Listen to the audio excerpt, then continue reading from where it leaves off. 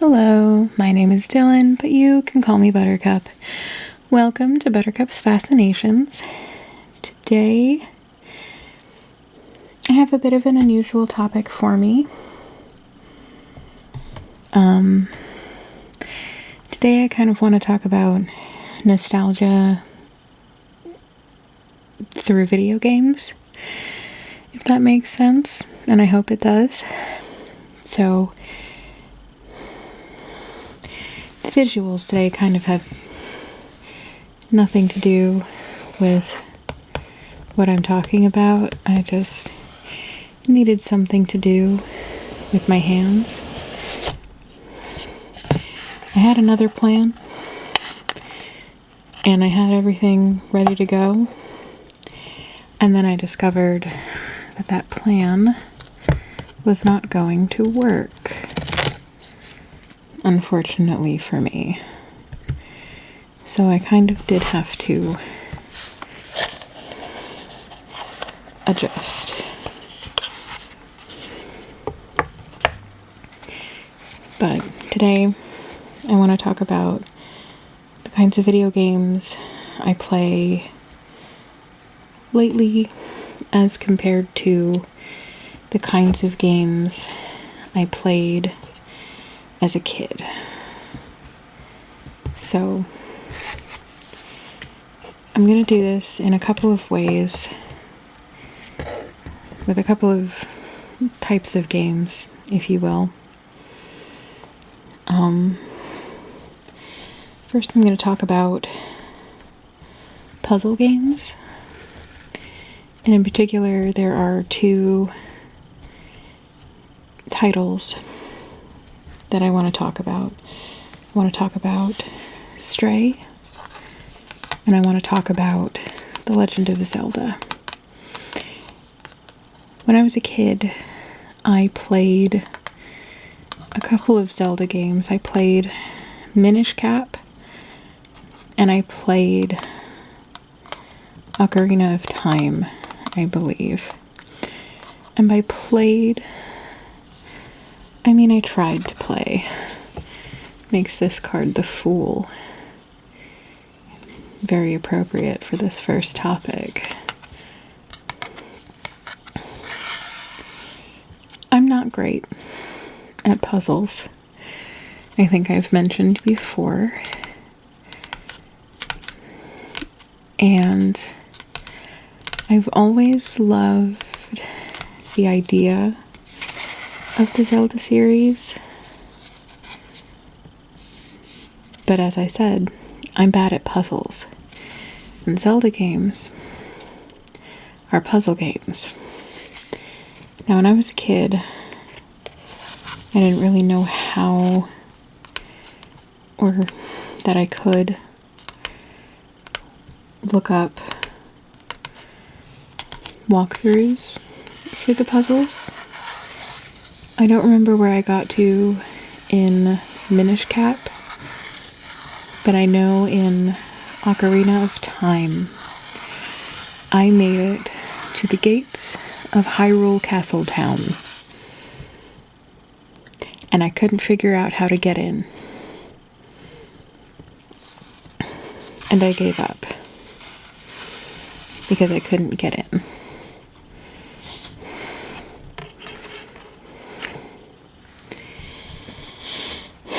So, as a kid, I loved the story of Zelda games, but I couldn't play them because I couldn't do the puzzles. And I got frustrated. And when Breath of the Wild came out, I initially was like, ooh, another Zelda game. I wish I could play it, but I'll probably just get frustrated. But then I saw how much people were enjoying it and how well received it was. And I decided to give it a shot. I'm an adult now. I'm better at puzzles than I was a kid. I'm still not great, but I'm better. And I know that I can look up walkthroughs now. So I gave it a shot. I got Breath of the Wild. I kept in mind that I may need to look up walkthroughs for the puzzles. And wouldn't you know it, I managed to beat Breath of the Wild. And I really enjoyed it. And it encouraged me that maybe I could try other puzzle games eventually. Which brings me to Stray. Stray is also a puzzle game. And again, I had been seeing all of these people really enjoying it, really recommending it, and I wanted to play it. I wanted to play the cute sci-fi cat game. So I got it, and I got started. And the thing about Stray is there are two kinds of puzzles in Stray. There are slow puzzles, which take place, mostly in buildings and such. I mean, all of it takes place in a particular city and whatnot, but the slow puzzles involve exploring and interacting with your environment and finding clues and bringing them to the requisite places. And those ones I really enjoyed. Those ones I could do.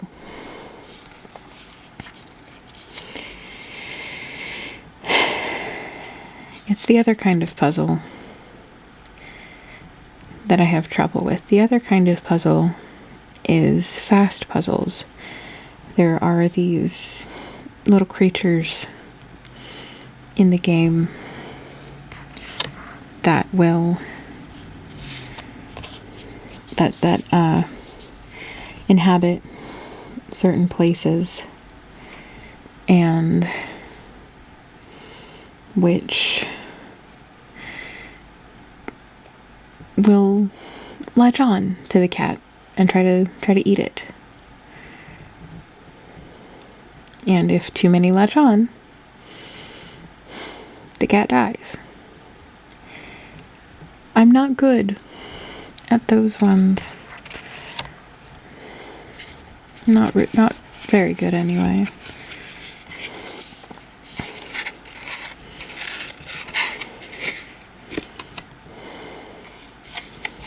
And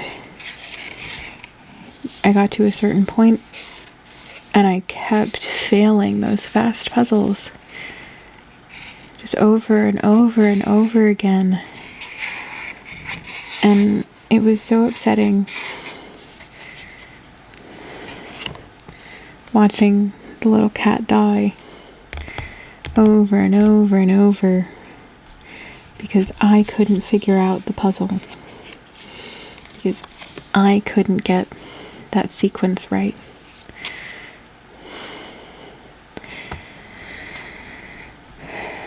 And when everything is going that fast, a walkthrough isn't really going to be much help. Because you have to stop and go and look. And by the time I would find my place in the walkthrough, it would be too late. And the cat would be all globbed on and game over.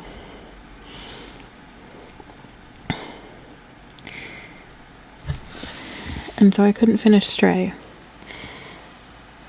And what I did eventually, because I wanted to see the whole story,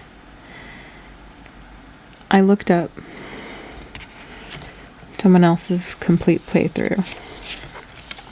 They did every single puzzle, got every little extra,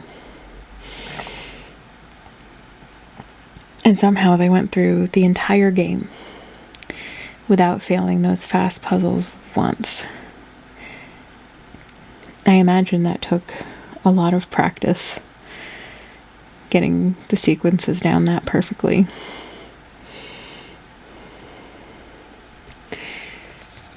And maybe if I could bear the consequences of failure in that game, I might be able to do that. I might have been able to get through it, but I just found the failures too upsetting, and I wasn't able to.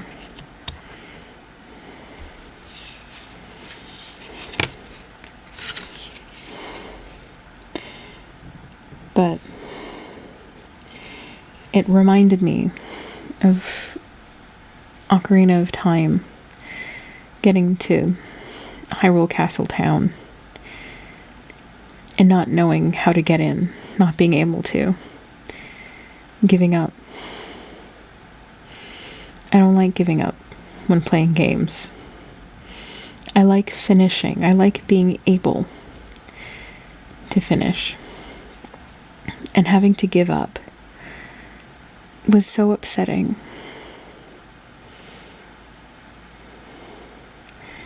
But I couldn't do it.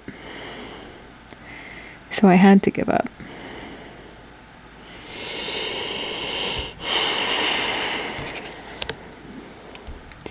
But for most puzzle games, at least, I know I can look up a walkthrough if I need to get through it. I can get through the story. I played Legend of Zelda Tears of the Kingdom as well, and really enjoyed it. And I had to look up walkthroughs for most of the puzzles, I admit. I almost gave up on Tears of the Kingdom as well. I got to the final boss fight, and I could not do it at first. It was not even the puzzle, but there were so many enemies on the way to getting there, and I hadn't gotten the thing that lets you drop a teleportation point anywhere you want. So I had to go through that gauntlet of enemies every single time. And I did briefly give up. And then I discovered, oh, I already have what I need to get the thing that lets me drop teleportation points wherever I want. I just need to get it. So I went and I got it. And I went through the gauntlet of enemies one last time. And I dropped a teleportation point right before the final boss fight. And then I went and I farmed what I would need to get through the fight. It still took me, I think, 5 more tries after that, but I did it. And I had done all of the main quests, so I got the true ending, and it felt so good. And because I did that, I've been wondering, should I try Tears of the Kingdom? Not Tears of the Kingdom. Should I try Stray again? Should I go back and start over and just practice at those fast puzzles and see if I can get through maybe I can. Maybe I can practice well enough and figure it out. Maybe now that I know what's coming, I can, I don't know, brace myself better. Or maybe I can watch that complete playthrough again.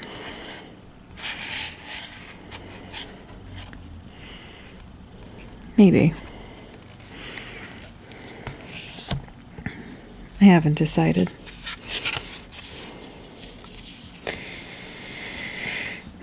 The next kind of games that I want to talk about are farming simulation games. Kind of general life sim type games. So when I was a kid, I played The Sims and Harvest Moon, Animal Crossing, Rune Factory, and I loved them. I couldn't get enough of those games.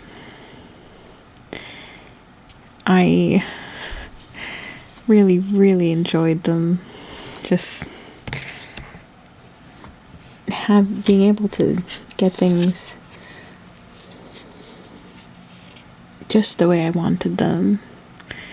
You know, my character could get married. I could have a house just the way I want it, with the job that I want that pays the bills. I can generate infinite simoleons if I want to by putting in a cheat code. I can get married and all that. I think I said that one already. But you get the idea as my computer starts to fight for its life in the background. I could have everything I wanted, and life could be easy.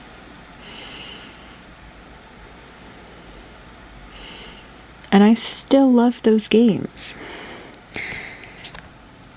There were some copyright shenanigans with the Harvest Moon series name, and the games in the series being made by the same developer are now called Story of Seasons. And the games currently being released under the name Harvest Moon are made by a different developer, and in my opinion suck. So I'll be talking about Story of Seasons and the games made by that developer in particular here. I still play Story of Seasons. They recently made a remake of the very first Harvest Moon game I ever played, A Wonderful Life. And when I saw the first trailer for it, I cried. I burst into tears. Because they use the same sounds. It sounds exactly the same as when I was a kid. And it hit that exact nostalgia button.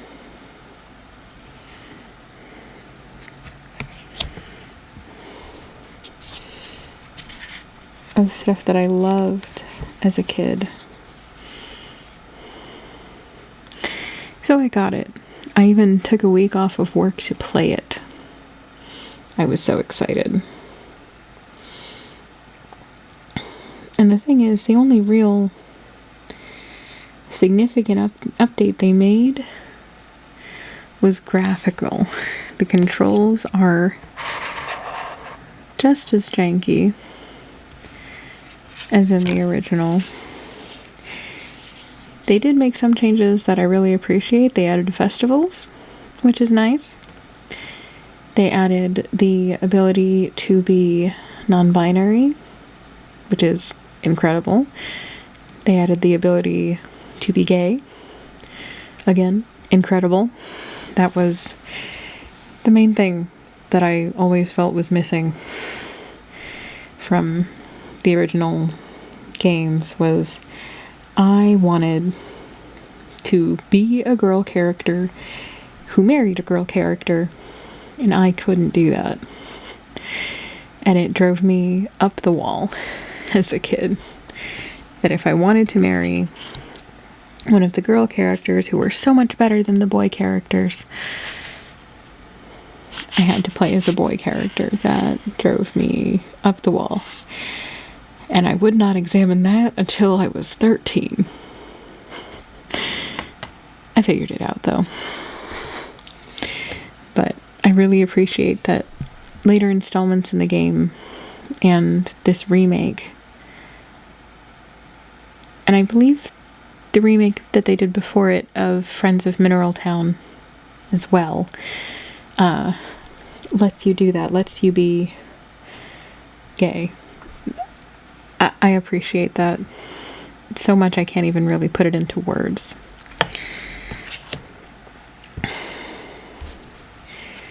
And likewise, I really appreciate Stardew Valley.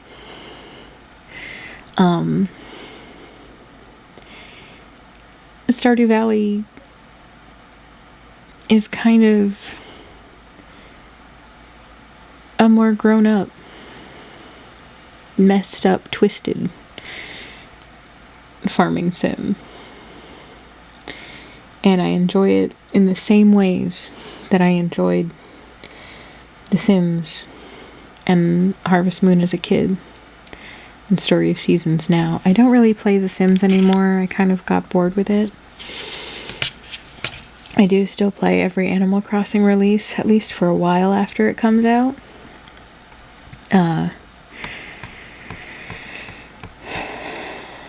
I played the most recent one for a while.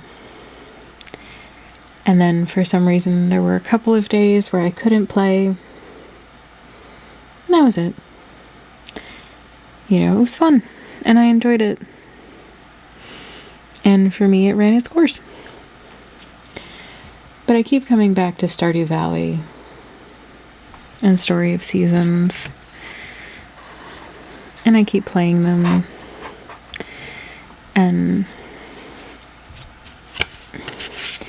even if I play them exactly the same way, if I do the farming exactly the same, if I marry the same characters, those farming sim games, Story of Seasons, Stardew Valley, they always feel fresh. They always feel good. And I really enjoy them for what they are. Every time. And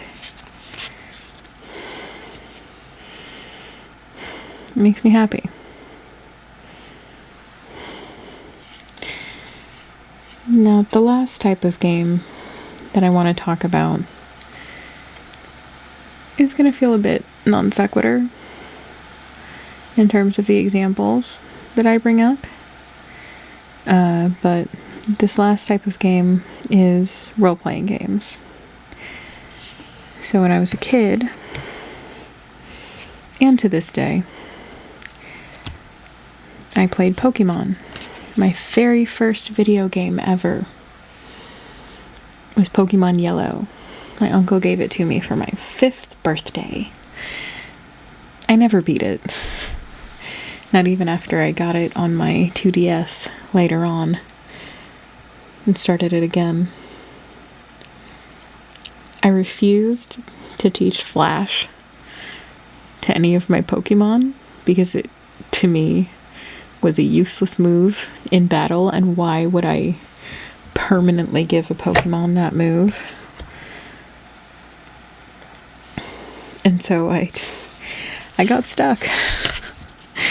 But instead of being frustrated, I was excited for the next one.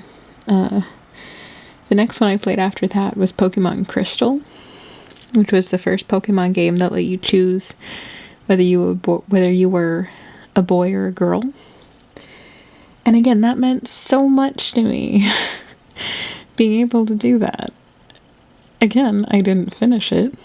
I got to the Lake of Rage, and I couldn't figure out what to do from there. The first Pokemon game I beat was Ruby. I was a bit older. I understood a bit better what I was doing. And I was able to beat it.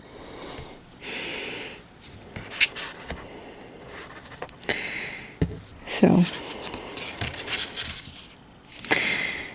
but I still play Pokemon. I think Hoenn was the best region. Well, Gen 3 was the best generation. They were my favorite story. And up until Gen 5 or 6, I really enjoyed the story. It's been not as good the last few games, but I'll still get the next one because it's Pokemon. I can't not play a Pokemon game. It's almost a compulsion at this point.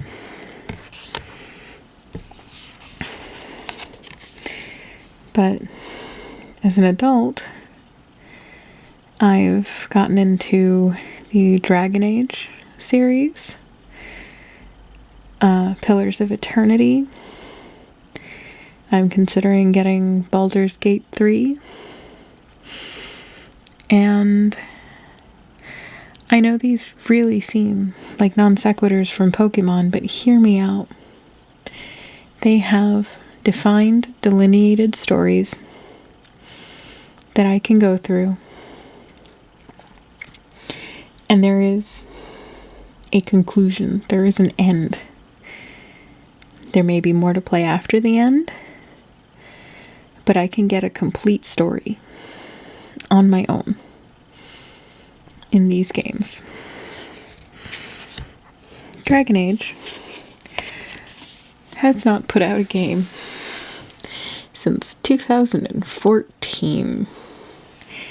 And Dragon Age Dreadwolf likely will not come out until at least 2024, if not 2025. And I'll get it when it comes out. I need to play it. I have replayed Origins and 2 and Inquisition so many times. I will play Dreadwolf. And I'm glad that it's not going to be the live service model like Anthem was. I hate live service games, excuse me. And I'm very, very glad that this will not be that. But that feeling of choosing who I am at the beginning and making choices through the story. Pokemon doesn't really let you make choices except for which Pokemon you carry. But it felt meaningful to me as a kid. And, you know, getting to move through those stories, getting to feel immersed in what's going on. I really love that. I really, really enjoy that. Pillars of Eternity as well. Just moving through the story, having that sense of being part of it truly being your story. Baldur's Gate 3, of course, is based on Dungeons and Dragons.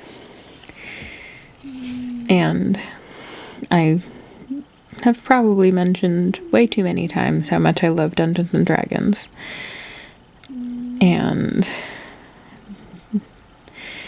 there are certain character choices, like Karlach, that I would very much like to explore.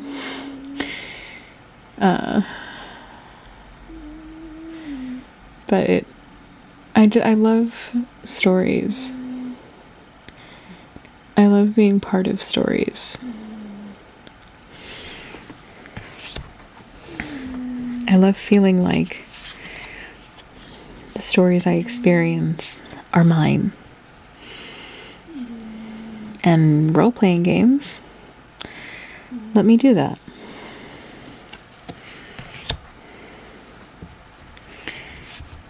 And I don't really have a conclusion here. I just wanted to talk about it, to share my thoughts and my feelings on it.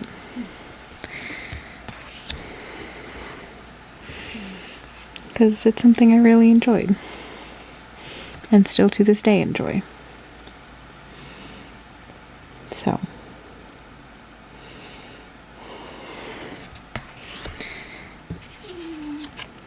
Thank you for listening to me ramble on about video games as if there was going to be a point to any of it. I hope you enjoyed this video. And I hope you have a wonderful day. Thank you.